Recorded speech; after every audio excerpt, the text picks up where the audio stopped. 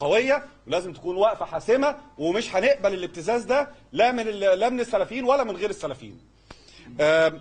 في زملائنا طبعا هيكملوا الكلام، ولكن انا بعلن عن انه النهارده هنعلن عن مبادره ان شاء الله تبقى حاجه قويه جدا، عن دعوه لتشكيل المجلس الوطني للشباب، عشان يبقى فيه نوع من المعايير في اختيار الشباب ودمجهم في الحياه السياسيه، عشان الناس ما تبقاش المساله تبقى عشوائيه ولا يبقى فيها نوع من المحسوبيه. هنعلن عن معايير وهنعلن عن اهداف المجلس دوت،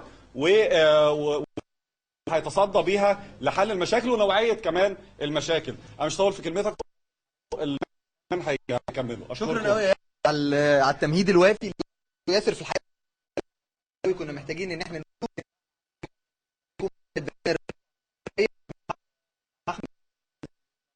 من اتحاد احمد بلال البانر والخزي والعار للارهابيين. والمصري خلال الايام الماضيه قامت بها الميليشيات الارهابيه التابعه للمسلمين التي ارادت البلاد لحرب اهليه، وان تجر الجيش لصدام مسلح، وان تبعدنا عن خيار السلميه تمسكنا به منذ اللحظه الاولى للثوره في 25 يناير 2011، وما زلنا متمسكين به إيمانا منا بحرمة الدم المصري وبحق الشعب المصري في أن يحيا حياة آمنة في وطنه. على مدار عامين ونصف واصلنا مع أحرار وطننا النضال من أجل تحقيق كامل أهداف الثورة. تظاهرنا واعتصمنا، استشهد منا من استشهد، اعتقل منا من اعتقل، وسحل منا من سحل، وتعرضنا لحملة تشويه ممنهجة قام بها النظام الإخواني المخلوع وحلفائه من الجماعات المتطرفة. كنا نؤكد طوال الوقت أن الثورة مستمرة، وها نحن نؤكدها مرة أخرى: الثورة مستمرة، شاء من شاء وأبى من أبى. إننا وإذ نثمن موقف جيشنا العظيم الذي انحاز للثورة وللشرعية به التهديدات التي تواجهه المؤامرات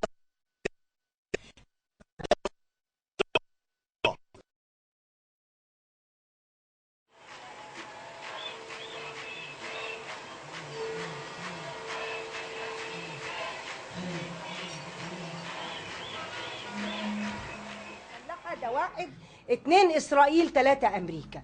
وشوفوا كده اللعبة التقت يعني أمريكا بمشروع الشرق الأوسط الكبير بتدمير المنطقة العربية وتقسيمها إلى دويلات، مع المشروع الصهيوني مع المشروع الإخواني بتقسيم العالم العربي إلى دويلات أيضا من أجل أنه يعمل كما يزعم خلافة إسلامية وتجر بالدين. ومن هنا يعني احنا بنقول يا شعب يا مصري، احمي ثورتك، احمي ثورتك، لان مقام 33 مليون لما ينزلوا دي ثوره ينحاز ليها الجيش لانه جيش وطني، ينحاز ليها القضاه، ينحاز ليها كل الشعب، ينحاز ليها شعوب العالم الحره. ومن هنا هننزل وهنقعد في الشارع وهنستمر لحين القضاء على هذا العدوان وهؤلاء الذين كانوا يحتلوننا باسم الشرعية ونحن سلميين. وبس أنا هسأل سؤال: 33 مليون نزلوا، هل كان في الشارع خدش؟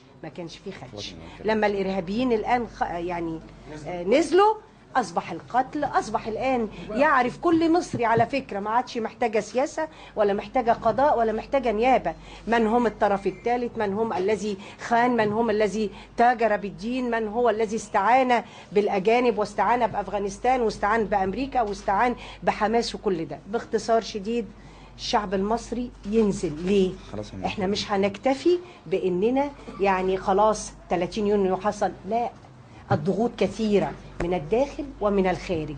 هتنزل يا شعب مصر وهتنك على الأرض لحد خارطة الطريق اللي يقرها الشعب المصري.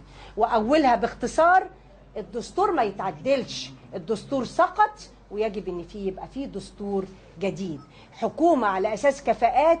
ومش هنرجع تاني يا جماعة، نحن ضد المحاصصة أو لمصلحة حزب أو لمصلحة شخص. الآن مصر فوق مصلحة الجميع. انا جايه بس عشان اقول الكلمه دي، وشبابنا هم اللي هيقولوا كل حاجه. دلوقتي البيان هيقولوا علينا الاستاذ تامر القاضي عضو اتحاد شباب الثوره. اتفضل يا استاذ تامر.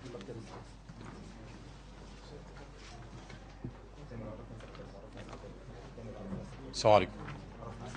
تامر القاضي، متحدث باسم اتحاد شباب الثورة وعضو المكتب السياسي لتكتل القوى الثورية. بسم الله الرحمن الرحيم. بيان تكتل القوى الثورية الوطنية. شعب مصر الثائر، لقد أبهرتم العالم عندما خرجتم بالملايين للمرة الثانية لإسقاط نظام فاشي استعدى الجميع بما فيهم أنتم، كما خرجتم من قبل لإسقاط نظام الدكتاتورية والمصالح الشخصية، فلم ترضوا إلا أن تكونوا أحرارا من أنظمة لا تسعى إلا لتحقيق أغراضها على حساب هذا الشعب العظيم.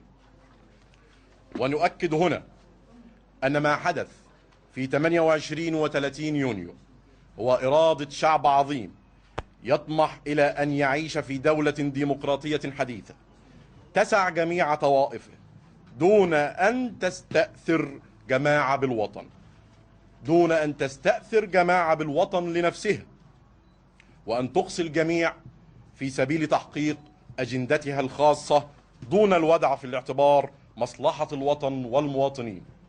وعلى هذا الأساس لم يكن أمام القوات المسلحة المصرية إلا أن تنحاز للملايين الثائرة من المصريين واحترام إرادة هذه الجحافل التي أصرت على الحرية ومنع انزلاق البلاد إلى الاقتتال الداخلي وشبح الحرب الأهلية.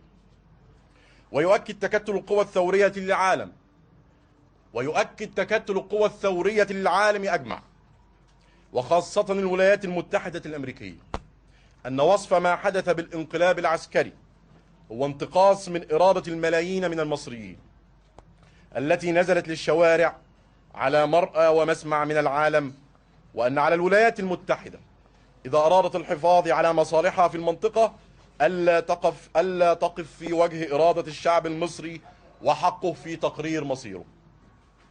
وقد اتضح أمام العالم أن هذه الجماعة كانت تضمر الشر والإرهاب لأبناء شعبها، وأرادت أن تنتقم من الملايين من المصريين وتعاقبهم